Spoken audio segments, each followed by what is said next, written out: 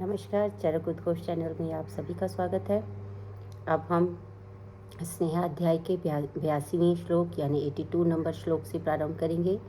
इसमें वो ये बता रहे हैं कि ऐसे कौन से व्यक्ति हैं जिनको कि जो विचारणाएं हैं उनका प्रयोग करना पड़ता है। एक तो हमने बता दिया था कि स्नेह जो होता है वो अक्षर रूप में या केवल स्नेह के रूप में भी प्रयोग किया जाता है और वो सबसे शुद्ध स्वरूप होता है।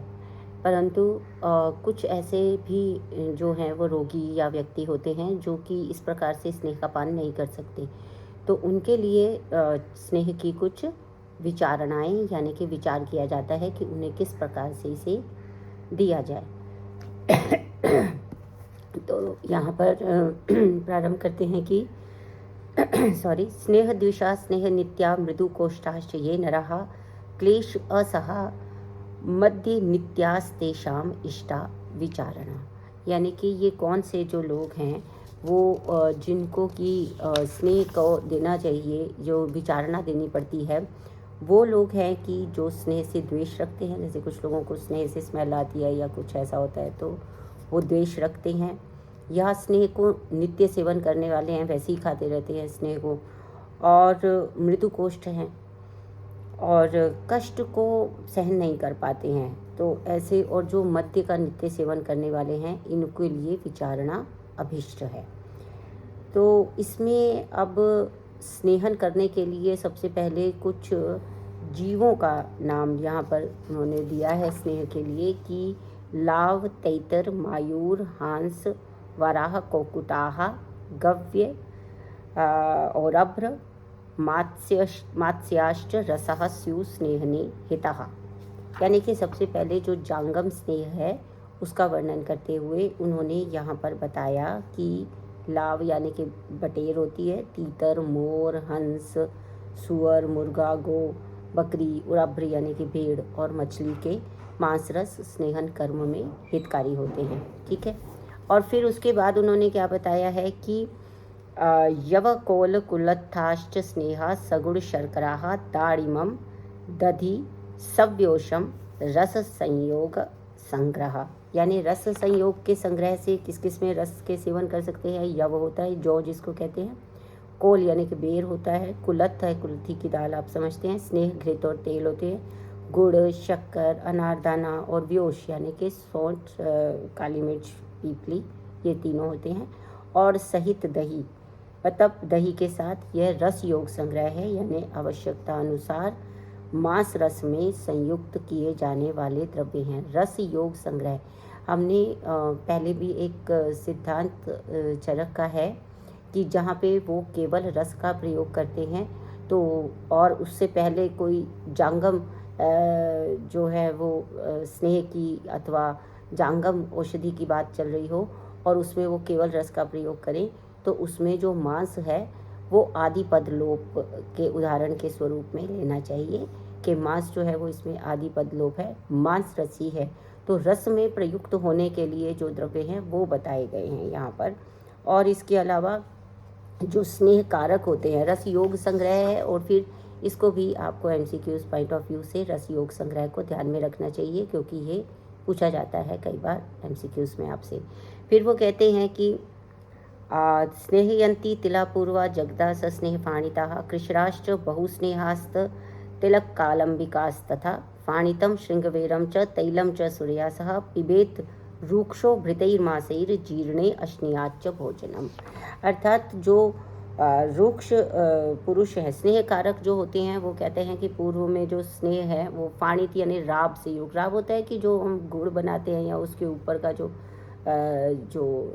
निकलता है, जो लेयर बन जाती है, उसको हम राब कहते हैं। इसी से रबड़ी बना है, जैसे वो संतानिका टाइप में जो वो उबलता रहता है दूध, तो उसके ऊपर कलेक्ट हो जाता है, राब कहलाती है। सो फाणित राब से युक्त होगा, बहुस्नेह युक्त होगा, कृष्णा तथा तिल युक्त कालंबिका काम्बलिक स्नेह शरीर का स्नेहन करती हैं। और रुक्ष पुरुषों का स्नेह करने के लिए फाणित यानी कि आधा जो पका गन्ने का रस होता है ना, राब जिसको हम कहते हैं। फाणित का मतलब वो जो गन्ना मतलब जब उसका गुड़ बन रहा होता है तो उसके ऊपर का जो हिस्सा होता है राब कहलाता है। श्रृंगवेर यानी अदरक, और रस और तिल। तेल को मदिरा के साथ पीना चाहिए। इसके पच जाने पे फिर भुने हुए मांस का भोजन करना चाहिए, ऐसा ये बता रहे हैं। इसके बाद वो यहाँ पर जो प्रकृति है उसके अनुरूप स्नेहों का वर्णन कर रहे हैं कि वातिक अगर पुरुष है तो उसके स्नेहन कैसे कर सकते हैं। तैलम सुराया मंडेन वसाम मज्जाम एवच पिबन सफाणितम क्षीरम नरा स्नेहयति वातिकः। अर्थात वातिक पुरुष जो है, वात प्रधान जो पुरुष है, उसमें मध्य के साथ, मांड के साथ जो है वो तेल, वसा या मज्जा या राब के साथ वो दूध को पीता हुआ, पिबन सफाणितम क्षीरम यानी दूध को पीता हुआ स्निग्ध होता है। अर्थात वात प्रकृति के व्यक्ति को इनके स्नेहन से स्नेहन होता है। फिर क्या होता है कि इसके अलावा धारोष्णम स्नेह संयुक्तम पीत्वा स शर्करम पया नरा स्नेहति पीत्वा स वा सरम दधना सफाणितम। और कैसे होता है, धारोष्ण दुग्ध जो होता है उससे स्नेहन होता है। घी और शर्करा के साथ, स शर्करम पया, घी और शर्करा के साथ जो धारोष्ण दूध पिया जाता है, और उसमें क्या है कि राब सहित दही के सर यानी कि दही का जो मलाई है पीकर जो है वो पुरुष का स्नेहन होता है।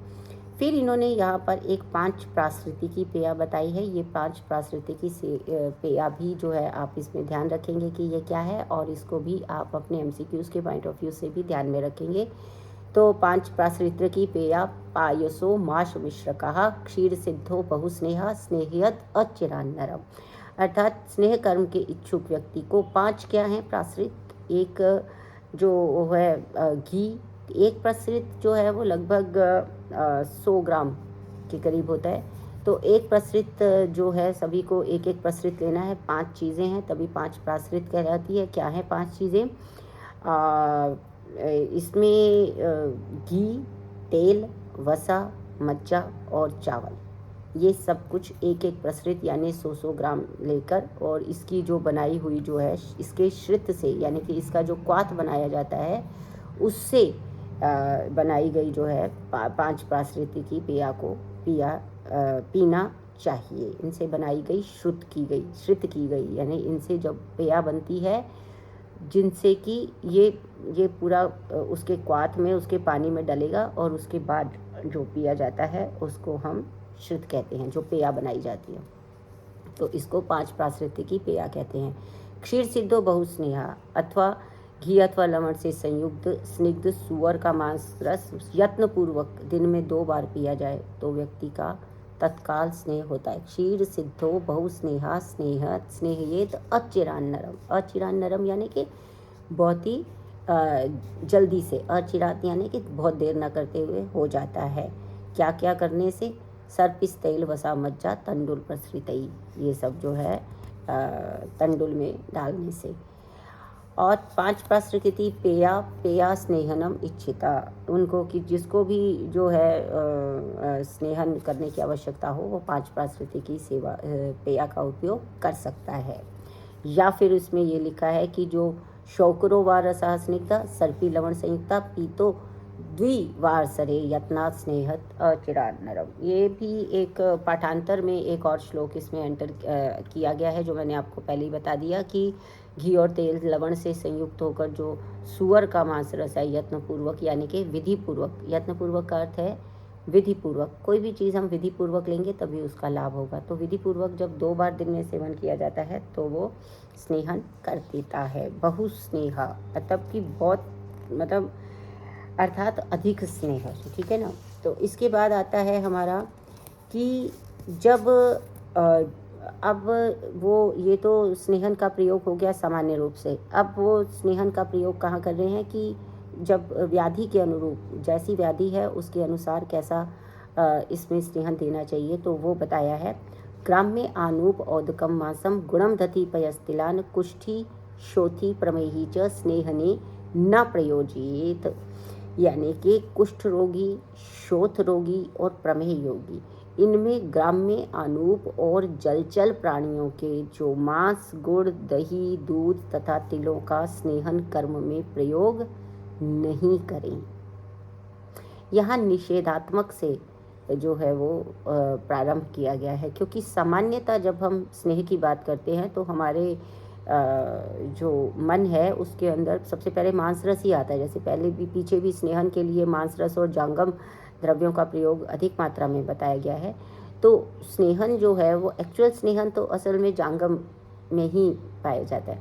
तो अब ग्राम्य आनुपोदकम मांसम, तो ये जो ग्राम्य और अनुपोदक वाला मांस होगा, यानी कि वो भी जो है कफ की वृद्धि करने वाला होगा ना। गुड़, दधी या पय, दूध है और तिल हैं, तो ये सब जो है वो वृद्धि करते हैं कफ की। तो ऐसे जो इस प्रकार से जो स्नेह है उसको कुष्ठी, शोथी, प्रमेही और स्नेह के लिए प्रमेह में उपयोग नहीं लाया जाता।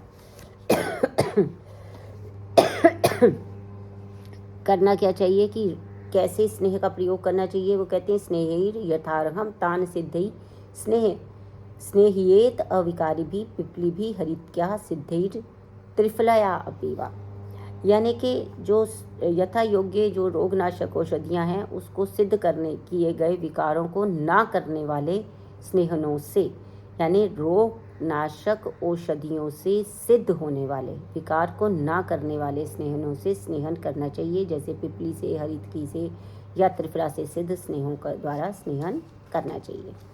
इसके बाद एक और उन्होंने द्राक्षा आम्लक यूषाभ्याम ददना चाम्लेन साधिए तो व्योष गर्भम भिषक स्नेहम पीत्वा स्नेहति तम न रहा, यानी भिषक जो व्योष का जो कल्क डालकर द्राक्षा यूष, आंवला यूष और खट्टे दही से जो है वो घृत को सिद्ध करे, और इस घृत को पीकर पुरुष का स्नेहन होता है। इसके अलावा यव कोल कुलत्था नाम रसाक्षारा सुरादधि क्षीर सर्पिष्ट तत्सिद्धम स्नेहनीयम घृतोत्तमम, अर्थात जो यहाँ पर जो है और कौन कौन से चीज़ें हैं जिनसे स्नेहन किया जा सकता है, वो है जौ, बेर, कुल्थी का रस, क्षार, मद्य, दही, दूध और घृत, इन सबको एकत्र करके सिद्ध करने से स्नेहनीय घृतोत्तम से तैयार होता है, यानी कि सिद्ध घृत को इस प्रकार से तैयार किया जाना चाहिए। फिर वो क्या बताते हैं कि योनि दोष और शुक्र प्रदोष में जैसे हमने बताया था वसा मज्जा का अधिक प्रयोग होता है। तो तेल मज्ज वसा सर्पी बदर त्रिफला रसई योनि शुक्र प्रदोषेषु साधयित्वा प्रयोजित, अर्थात योनि दोष और शुक्र दोष में तेल, मजा, वसा और घी को कोल यानी कि बेर के और त्रिफला के रस के साथ में पृथक पृथक साधित करके योनि प्रदोष और शुक्र प्रदेश में प्रयोग में लाया जाता है। इसके बाद आता है त्वरित सेवित में अवधेय, यानी त्वरित सेवित जो एक शब्द का प्रयोग किया गया है वो दो तरह से किया गया है। एक तो यह है सद्या स्नेह। सद्या स्नेह क्या होता है कि जैसे हमने बताया था, हम आगे भी और बताएंगे कि कभी कभी क्या होता है कि किसी भी व्यक्ति को आत्यायिक अवस्था में स्नेहन की आवश्यकता होती है। तो क्या है कि जब कहीं किसी वजह से आत्यायिक रूप से स्नेह का ह्रास हुआ है तो वहाँ पर सद्य क्षीण जब होता है तो सद्य ही उसमें हमें तर्पण करना पड़ता है। ज़्यादातर क्या होता है, अधिकतर क्या होता है कि सद्य स्नेह और सद्य की आवश्यकता नहीं होती, अपितु जो है वो थोड़ा सा जैसे त्रिरात्र या सप्तरात्र का जो नियम है उसको पालन करने से हम स्नेह का प्रयोग करते हैं। लेकिन कभी कभी आत्यायिक अवस्था में यदि हमें वमन विरेचन कराना है और उससे पहले हमें स्नेहन देना है जल्दी से, तो उसमें ये त्वरित स्नेह का विधान है। तो सद्या स्नेह त्वरित स्नेह में सुश्रुत का भी मत यही है कि वो जब शीघ्रता से स्नेह को दे दिया जाता है तो उसका जो शीघ्रता से स्नेह होता है शरीर के अंदर और मतलब कम मात्रा में होता है। जैसे इसमें दो उदाहरण यहाँ पे अगर आप देखेंगे तो दो उदाहरण दिए गए हैं कि एक तो यह है कि पानी को अगर बहा दो तो मिट्टी का ढेला थोड़ा सा गीला होता है और बाकी सारा पानी चला जाता है। इसी तरह एक और उदाहरण दिया गया कि जैसे एक वस्त्र है और उसके ऊपर बहुत सारा पानी डाल दे तो कुछ पानी तो वो सोख लेगा, है ना, थोड़ा सा पानी वो सोख लेगा, जो वो नहीं सोख पाएगा वो बाहर चला जाता है। इसी सिद्धांत के अनुसार में अगर स्नेह का जितनी मात्रा यथा अग्नि, पहले ही बता दिया गया है कि जैसी अग्नि होगी उसके अनुसार स्नेह का पाचन होगा सॉरी, तो स्नेह का पाचन उसी अनुसार होगा, तो इसलिए वो स्नेह का पाचन अग्नि के अनुसार होगा। तो अग्नि को देखते हुए ही स्नेह की मात्रा का निर्धारण करना है, ये हम पहले पढ़ चुके हैं। लेकिन यहाँ पे वो ये कह रहे हैं कि अगर अगर बहुत अधिक मात्रा में स्नेह का प्रयोग कर लिया जाएगा तो जितना वो शरीर के अंदर जो है वो बच सकेगा, एब्जॉर्ब हो सकेगा उतना ठीक है, बाकी का सारी वो बाहर चला जाता है। तो इसी को त्वरित स्नेह या सद्या स्नेह अथवा मात्रा से अधिक स्नेह के लिए भी त्वरित स्नेह शब्द का प्रयोग आया है। गृहात्य अम्बु यथा वस्त्रम प्रस्रव अत्यधिकम यथा तथा यथा अग्नि जीर्यति स्नेहस तथा स्रवती च अधिका। जैसे मैंने आपको बताया था वस्त्र का उदाहरण जो दिया है यहाँ पर, कि जिस तरह से गृहस्थी अंबुर ग्रहण करता है, पानी को ग्रहण करता है, जो ये कपड़ा होता है वो पानी को ग्रहण करता है और जितना वो सोख पाता है ठीक है, बाकी बह जाता है। उसी तरह से जैसी जितनी अग्नि होती है उतनी अग्नि जो है उतना स्नेह तो पाचन कर देती है और बाकी का जो स्नेह पाचन नहीं होता वो बाहर चला जाता है। यथा वा अक्लेश मृतपिंडम आसिक्तम त्रया जलम स्रवती संस्ते स्नेहस तथा त्वरित से विना। जैसे कि तो तभी वो त्वरित स्नेह, जैसे मैंने आपको मिट्टी के ढेले का उदाहरण दिया वही उदाहरण यहाँ पर इन्होंने, इसी उदाहरण को मैंने आपको पहले बताया कि ये उदाहरण दिया गया है। इसका जो कुल मिला के बात ऐसी है कि दो बातें इसमें सिद्ध होती हैं। पहली बात तो ये है कि त्वरित स्नेह करने से भी शरीर के अंदर थोड़ा स्नेह तो होता ही है। अगर कुछ अग्नि अच्छी होती है और वो एब्जॉर्ब कर लेता है तब तो होता ही होता है, लेकिन अगर अग्नि तो उतनी अच्छी ना भी और बहुत सारा स्नेह हो तो भी थोड़ा सा स्नेह, उतना स्नेह तो हो ही जाता है। जैसे कि एक मिट्टी के डेले से ऊपर से बहुत सारा पानी डाल दो तो वो थोड़ा सा पानी उसमें जो है वो आ जाता है, थोड़ा सा पानी उसमें रह ही जाता है, उस गीला हो जाता है हल्का सा। तो वो सब चीज़ें तो होती हैं। इसका मतलब है त्वरित स्नेह का प्रयोग यदि हमें अत्यायिक अवस्था में इमरजेंसी में करना पड़ता है तो उससे भी स्नेह होता है, लेकिन थोड़ा स्नेहन ही हो पाता है। अगर हम उसको धीरे धीरे जैसे उसकी विधि विधान से स्नेहन का प्रयोग करते हैं तो उसमें संशमन की जो संभावना है वो अधिक रहती है। तो यहाँ पर इसको इस तरह से देखना चाहिए। उसके बाद अब वो यहाँ पर ये बता रहे हैं कि सलवण स्नेह का क्या योगदान है। लवण उपहिता स्नेहा स्नेहति अच्चरा नरम तद्यद अभिष्यन्द्य अरुक्षम च सूक्ष्मम उष्णम व्यवाई च। यहाँ पर इस श्लोक को भी आप अंडरलाइन करेंगे, ध्यान में रखेंगे, क्योंकि ये भी कई बार आपको एक तो प्रैक्टिकली भी व्यवहारिक रूप में भी ये काफ़ी काम आएगा और दूसरा है कि एग्ज़ाम में भी ये जो भी आपके MCQs होते हैं उनमें भी ये काम आएगा। तो लवण उपहिता यानी लवण से उपहित सैंधव लवण से युक्त जो स्नेह है वो शीघ्र ही मनुष्य का स्नेहन कर देता है। निश्चित ही वह नमक जो है वो अभिष्यंदी होता है। नमक अभिष्यंदी का मतलब होता है श्रवण को बढ़ाने वाला होता है, जैसे किसी भी स्रोत से स्राव करवाने वाला होता है। इसीलिए जब कोई व्यक्ति जो है स्थूल होता है तो हम उसको केवल और जो हमारा डायबिटिक होता है, स्थूल होता है, तो हम उसको केवल ये नहीं मना करते कि आप मधुर रस कम खाइए, बल्कि हम उसको लवण रस का भी कम प्रयोग करने के लिए कहते हैं। अरुक्ष होता है, सूक्ष्म होता है, उष्ण होता है और व्यवायी होता है। ठीक है ना। व्यवायी का मतलब क्या होता है? व्यवायी गुण का अर्थ होता है कि जो पहले पूरे शरीर में व्याप्त होता है और उसके पश्चात वो जो है वो अपना कार्य करता है। और इसी का जो ऑपोजिट होता है वो विकासी होता है। वो विकासी किस शब्द से बना है? विकसन धातुन, यानी कि वो ऐसा होता है कि पहले कहीं व्याप्त नहीं होगा, वो शीघ्रता से आशुकारी होता है, शीघ्रता से कार्य करना प्रारंभ कर देता है। और ऐसी जो द्रव्य हैं जो विकासी होते हैं वो वैसे तो व्यवायी, विकासी, सूक्ष्म, उष्ण ये सब द्रव्य हम संशोधन के लिए प्रयोग में लाते हैं, लेकिन विकासी जो होता है वो जिस तरह से पॉइजन होता है, विष होता है, वो उस तरह से धातुओं को शीघ्रता से कर्षण करने में उपयोगी होता है ना, कर देता है, मतलब इस गुण का प्रभाव है वो। तो इस तरह से फिर उसके बाद उन्होंने कहा है कि स्नेहनम अग्रे प्रयुंजिता तत्स्वेदम अंतरम स्नेह स्वेद उपपन्न से संशोधनम इतरत, यानी कि इसका मतलब होता है अतः इतरत, यानी कि स्नेहम अग्रे प्रयुंजित, सबसे पहले जब भी हम संशोधन करने जा रहे हैं तो उन्होंने एक क्रम दिया है कि सबसे पहले स्नेह का प्रयोग करना चाहिए, फिर स्वेद का प्रयोग करना चाहिए, और जब स्नेह और स्वेद प्रॉपर हो जाता है तब उसके बाद जो है वो संशोधन करना चाहिए। तत् इतरत यानी संशोधन या और कोई भी क्रिया जो जिसमें इंटरवेंशन जिसको हम कहते हैं। अब यहाँ पर आप इस चीज़ को ध्यान में रखिए, यहाँ पे क्या लिखा उन्होंने? संशोधनम अथ इतरत। अब अथ इतरत शब्द पे मैं आपका ध्यान आकर्षित करना चाहती हूँ। अथ इतरत का मतलब है कि जैसे हम अभी ओपीडी में बैठते हैं, कोई भी जैसे ही कोई पेशेंट आता है बस सीधा सीधा व्यवस्था पत्र लिखना प्रारंभ कर देते हैं।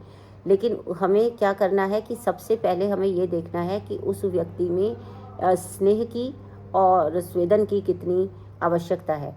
यदि पहले स्नेहन स्वेदन करवा दिया जाए और उसके बाद अगर संशमन औषधि भी दी जाती है तो भी वो अधिक कार्यकर होती है।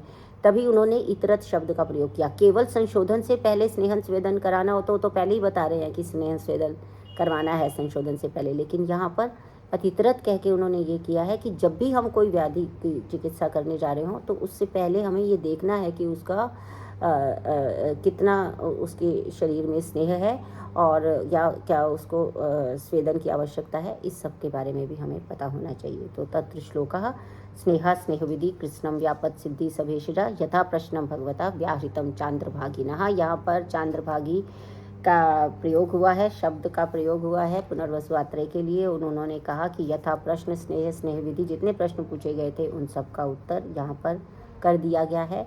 चांद्रभागी कौन है? वो पुनर्वसु हैं। पुनर्वसु के लिए चांद्रभागी शब्द का प्रयोग यहाँ पे होता है। और इस प्रकार से आज हमने स्नेहाध्याय को समाप्त कर दिया है। आप सभी लोग पढ़ते रहिए। आपका बहुत बहुत धन्यवाद।